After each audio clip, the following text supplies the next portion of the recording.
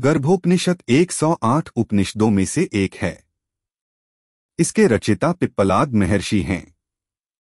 गर्भोपनिषद शारीरिक और आध्यात्मिक दोनों दृष्टिकोणों से भ्रूण का गर्भाधान और विकास से संबंधित है। उपनिषद का अंतिम उद्देश्य साधक में सांसारिक जीवन के प्रति वैराग्य उत्पन्न करके उसे मोक्ष की ओर ले जाना है। शरीर किससे बना है? पंचभूतों से। 1 पृथ्वी जो कुछ भी ठोस है। 2 जल जो कुछ भी तरल है। 3 अग्नि शरीर की गर्मी।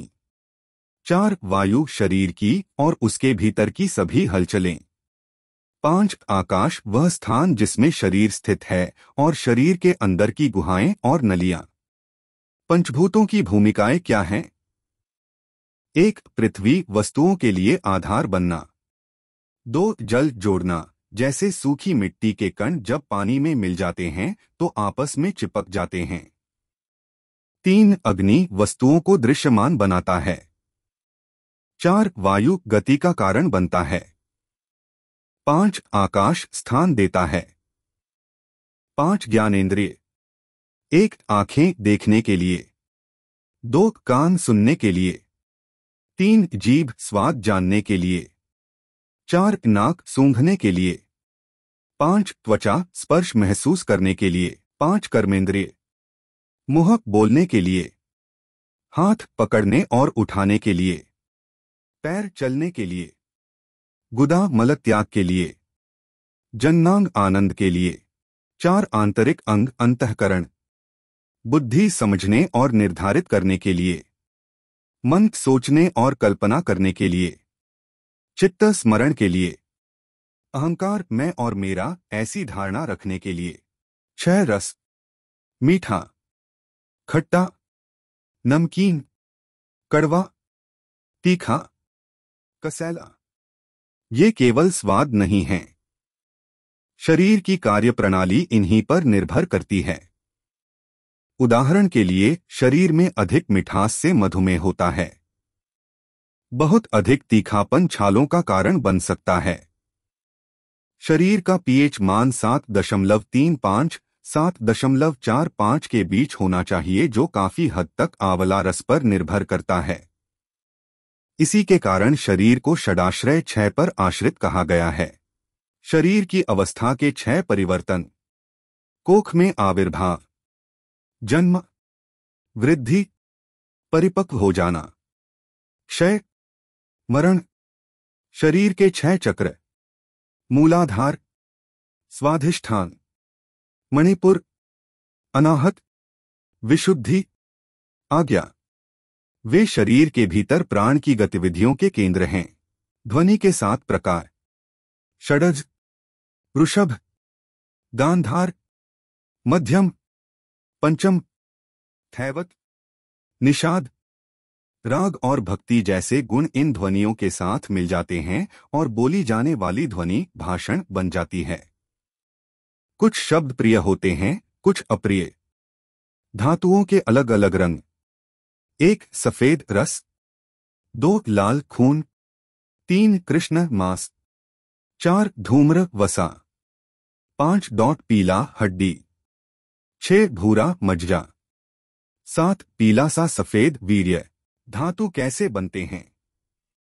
1 भोजन के सार से रक्त, 2 रक्त से मांस, 3 मांस से वसा, 4 वसा से अस्थि, 5 अस्थि से मज्जा, 6 मज्जा से वीर्य। भ्रूण कैसे बनता है? पुरुष का शुक्र स्त्री के शोणित के साथ मिलकर भ्रूण बनता है। 1 पहली रात में भ्रूण तरल होता है। 2 7 दिनों में यह बुलबुले जैसा हो जाता। 3 15 दिनों में यह गोल बन जाता है। 4 1 महीने में यह दृढ़ हो जाता है। 5 2 महीने में सिर बन जाता। 6 3 महीने में पैर बन जाते हैं। 7 चौथे महीने में पेट और टखनों का निर्माण होता है। 8 5वें महीने में मेरुदंड और पीठ का निर्माण होता है। 9 छठे महीने में चेहरा, नाक, आंख और कान बनते हैं। 10 7वें महीने में जीवात्मा शरीर में प्रवेश करती है। 8वें महीने तक सभी अंग पूर्ण रूप से विकसित हो जाते हैं। बच्चे का लिंग किस आधार पर निर्भर होता है? यदि वीर्य अधिक शक्तिशाली हो तो लड़के का जन्म होगा। यदि शोणित अधिक शक्तिशाली हो तो लड़की का जन्म होगा। यदि दोनों समान हो तो नपुंसक का जन्म होगा। चूंकि स्त्री को मैथुन से अधिक आनंद मिलता है, इसलिए अधिक लड़कियां पैदा होती है। दोषयुक्त संतान कैसे निर्मित होती है? यदि मैथुन के समय माता पिता को कोई चिंता या तनाव है तो दोषयुक्त बच्चे का जन्म होता है। इसके उदाहरण महाभारत में मिलते हैं।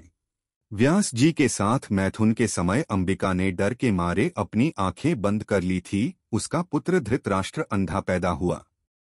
अंबालिका भय से पीली पड़ गई थी। उसका पुत्र पांडु रक्तहीन और बीमार बन गया। बच्चे का स्वभाव किस आधार पर निर्भर होता है?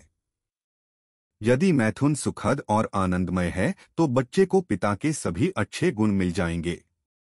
मैथुन का स्थान, समय, क्रिया और आनंद बच्चे के स्वभाव को प्रभावित करते हैं। जुड़वा बच्चों का जन्म। शुक्र या शोणित के विभाजन से जुड़वा बच्चों का जन्म होता है। यदि शुक्र और शोणित में से केवल एक ही विभाजित होता है तो जुड़वा बच्चों का लिंग समान होगा। यदि दोनों विभाजित हो जाते हैं तो असमान लिंग के जुड़वा बच्चे पैदा होते हैं।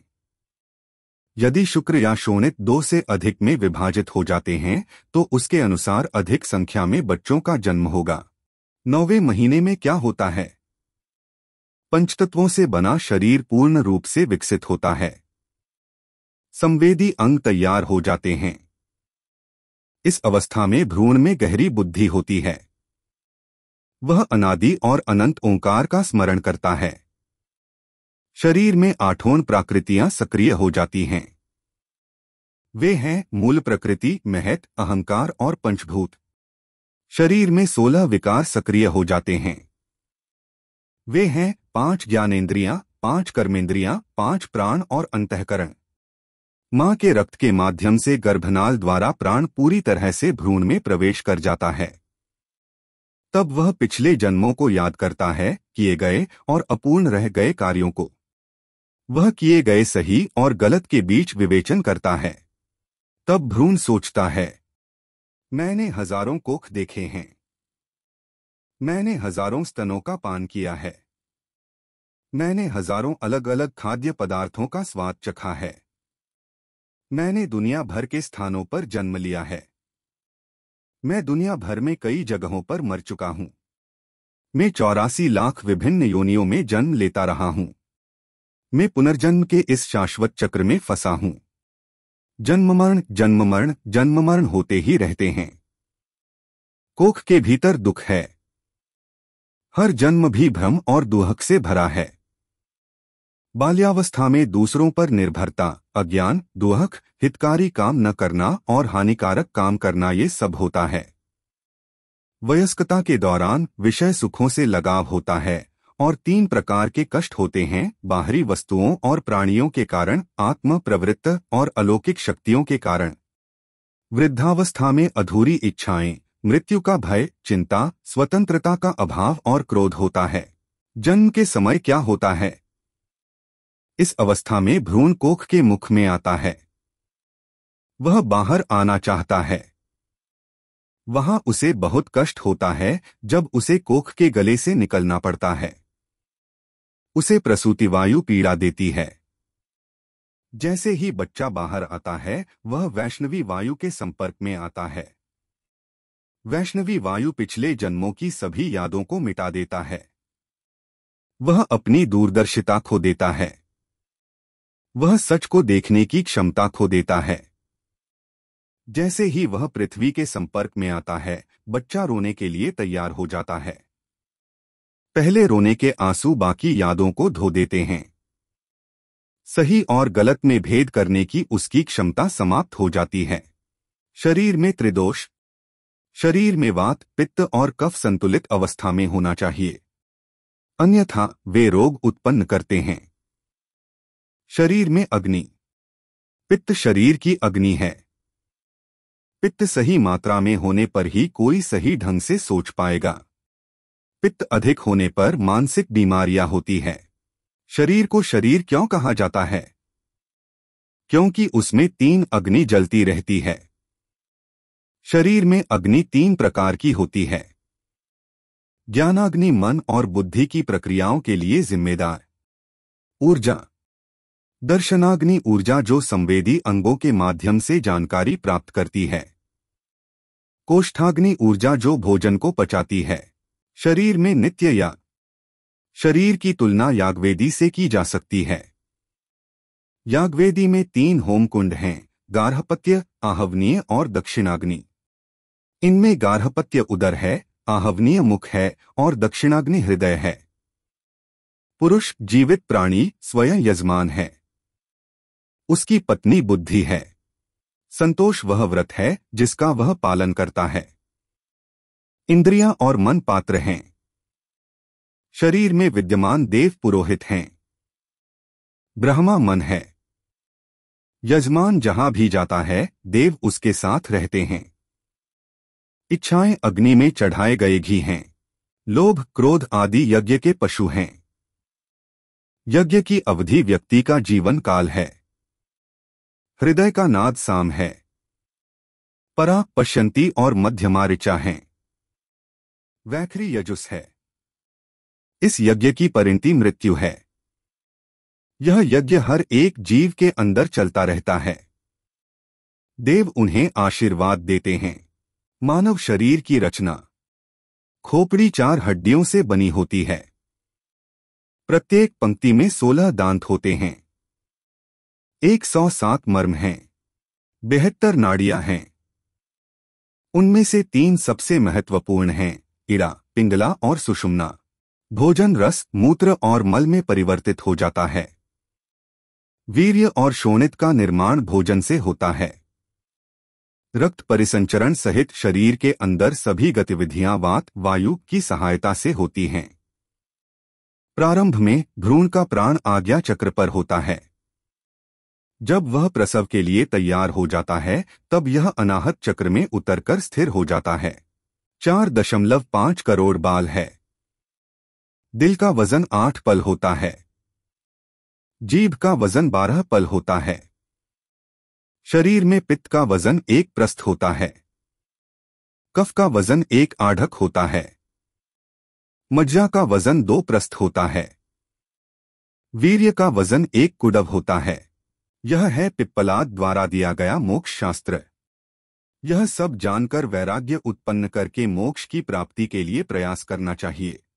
अगर आप हमारे ज्ञान चैनल पर नए हैं तो प्लीज़ सब्सक्राइब कीजिए और आपको वीडियो पसंद आया हो तो लाइक कीजिए ताकि ऐसे ही अच्छे वीडियोस हम आपके लिए ला सके। धन्यवाद।